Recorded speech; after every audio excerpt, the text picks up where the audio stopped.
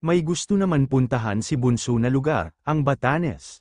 Magandang araw po sa inyong lahat mga ka-viewers, Medeth communities, supporters, fanatics, and Jamdith community, silent and independent viewers around the globe.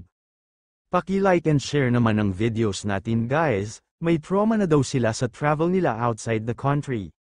Saad pa ni James na kung mag-travel daw sila sa susunod. Ayaw na daw niya ng travel sponsored, na trauma daw sila sa Singapore first time travel ng Jamdith. Pero pinaliwanag naman ni Bunso na kahit noong nag-travel daw siya ng Hong Kong at Macau kahit sponsor daw yun ay okay naman daw kasi meron naman daw talaga galing sa puso nila ang pag-sponsor. Totoong suporta at pagmamahal daw talaga, at sa susunod daw na travel nila ay huwag na magsama ng iba. Kasi nakaka-stress pa daw yun, nag-agree naman si Bunso. Tama daw kasi nasa tamang edad naman daw sila ni James. Alam naman daw nila ang kanilang limitations at boundaries.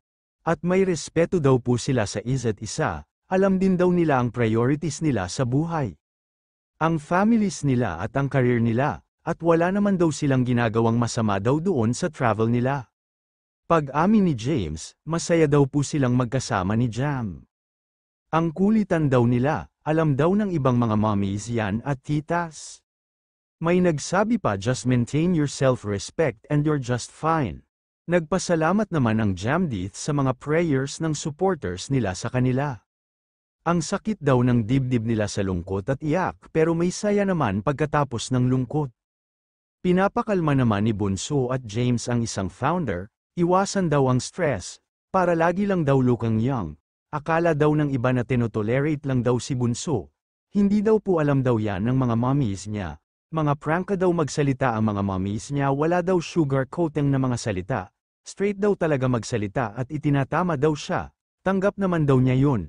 Kasi para daw sa ikakabuti niya. Hanggang dito po muli mga ka-viewers, maraming salamat po sa inyong lahat.